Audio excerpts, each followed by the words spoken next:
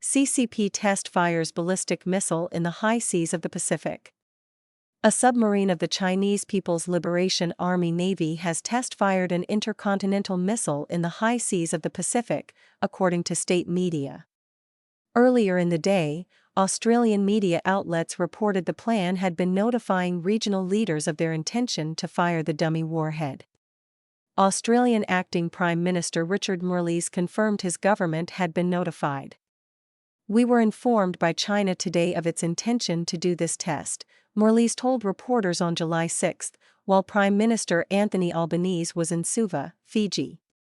"This is a long-range missile test, and we are very concerned about any actions that undermine the stability, peace, and security of the Pacific," Marles said, who is also the defense minister.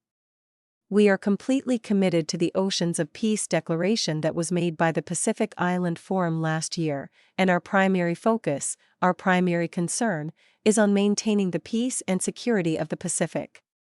Several Chinese Communist Party-run outlets confirmed the test had occurred around noon. The last such test was in 2024. The Epoch Times contacted the Australian Department of Foreign Affairs and Trade for further comment. Data from Starboard Maritime Intelligence reveals 3 Chinese satellite tracking vessels positioned throughout the South Pacific region.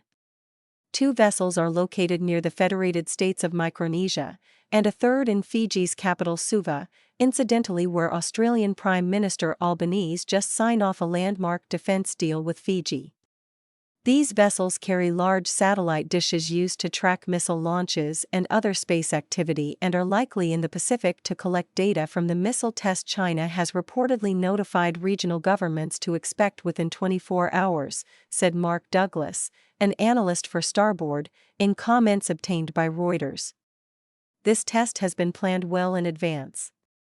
That said, the notification landing the day after Australia and Fiji signed the Ocean of Peace alliance is interesting, to say the least, Douglas said, pointing to the times the vessels departed China. The 2 vessels near Micronesia left China on June 25 and the third in early May. The test comes barely a few hours after Albanese and Fijian Prime Minister Sitiveni Rabuka signed off a new defense pact vowing to confront any common enemy in the region. Article 6 of the deal states that each party recognizes that an armed attack on any of the parties within the Pacific would be dangerous to each other's peace and security as well as the security of the Pacific, and declares that it would act to meet the common danger, in accordance with its domestic processes.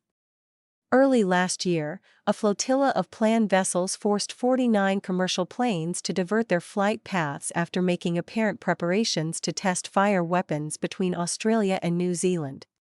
The trio of naval vessels subsequently circumnavigated the entire Australian continent.